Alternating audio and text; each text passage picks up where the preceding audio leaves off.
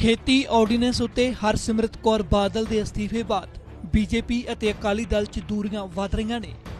ਅਕਾਲੀ ਦਲ ਦੇ ਪ੍ਰਧਾਨ ਸੁਖਬੀਰ ਸਿੰਘ ਬਾਦਲ ਨੇ ਸਾਫ਼ ਆਖ ਦਿੱਤਾ ਹੈ ਕਿ ਕੇਂਦਰ ਨਾਲ ਉਸ ਸਮੇਂ ਤੱਕ ਕੋਈ ਗੱਲ ਨਹੀਂ ਹੋਵੇਗੀ ਜਦੋਂ तक ऑर्डिनेंस वापस नहीं लाई जाते।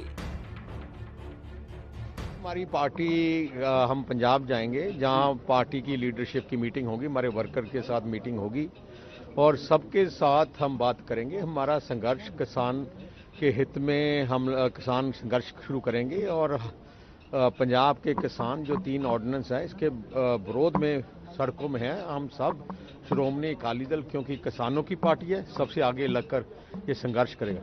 क्या इस इशू पे सरकार से बात करने की उम्मीद है? सरकार से बात अभी कोई, जब तक ये एक्ट रद्द नहीं होता कोई बात नहीं हो सकती।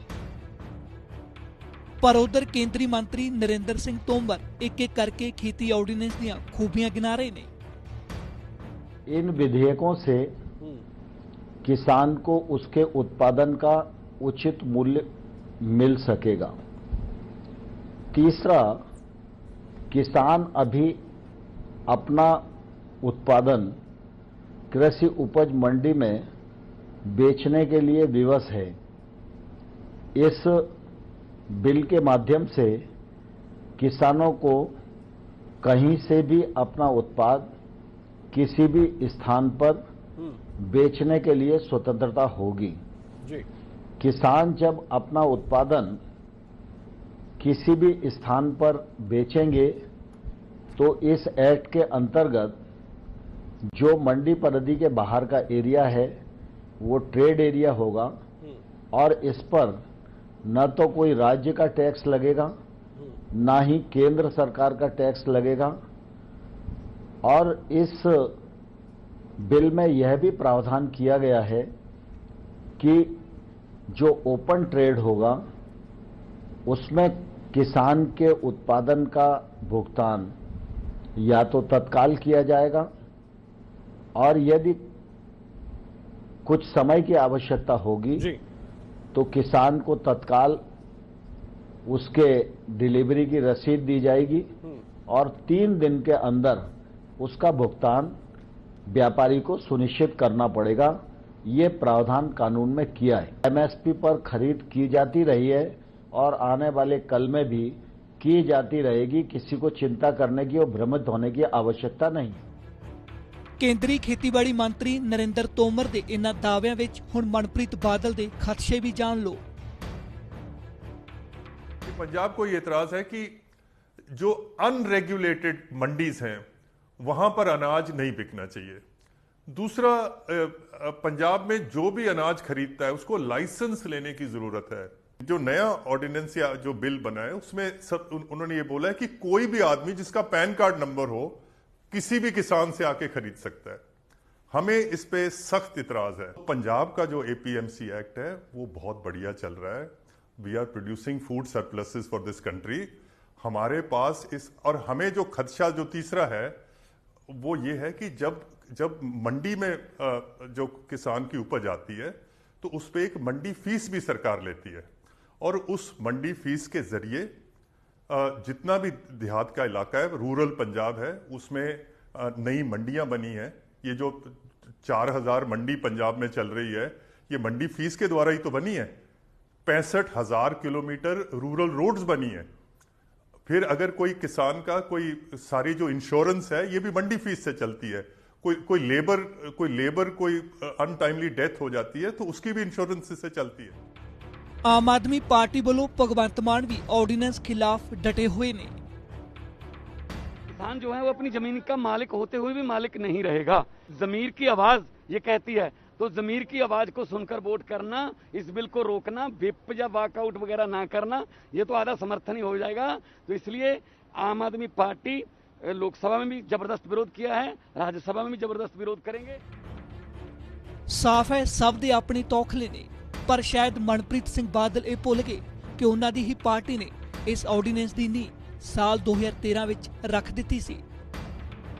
यानी कि अभी APMC के एक्ट में स्टेट्स के अंदर जो लिस्ट है उसके अंदर फ्रूट्स और वेजिटेबल्स भी शामिल हैं।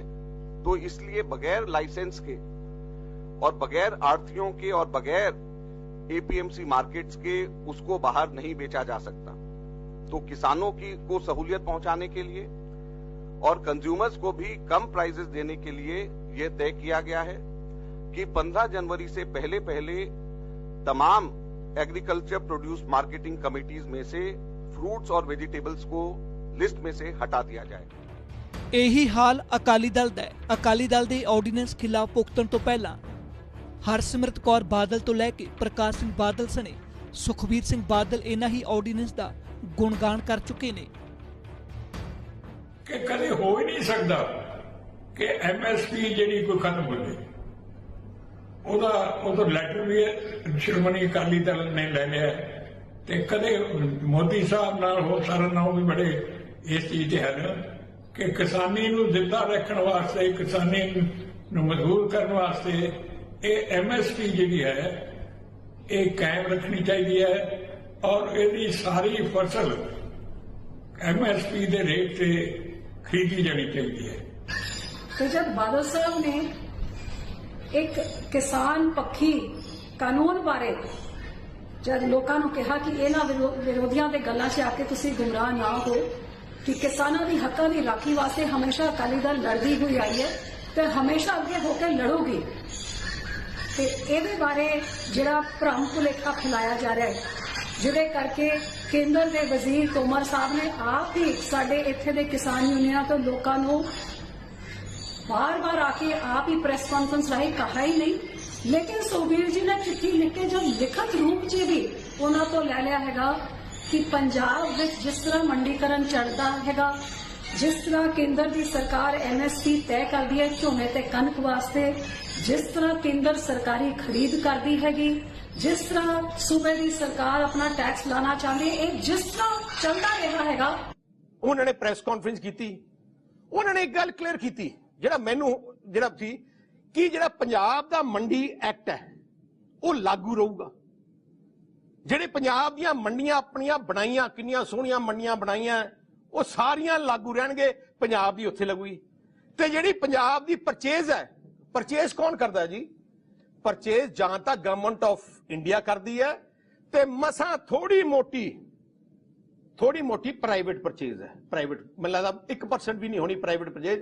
पिछले 30 साल की हिस्ट्री ले लो पंजाब की, 1% भी नहीं, 99% गवर्नमेंट परचेज है। उन्हें मिनिस्टर ने ते उन्होंने क्लीयर किया कि गवर्नमेंट परचेज सारी गवर्नमेंट मंडियां च होगी ते पंजाब सरकार सारा टैक्स ला सकती है। जो भावें लाए ना लाए वो फैसला थोड़ा है, जो भी फैसला करोगे थोड़ा टैक्स ला सकते हो। जे तुसी मैं हैरान है जाखड़ साहब ते सारा दे ये सारा ही लुटिया जाऊगा। प्लीज एक्ट पढ़ लो।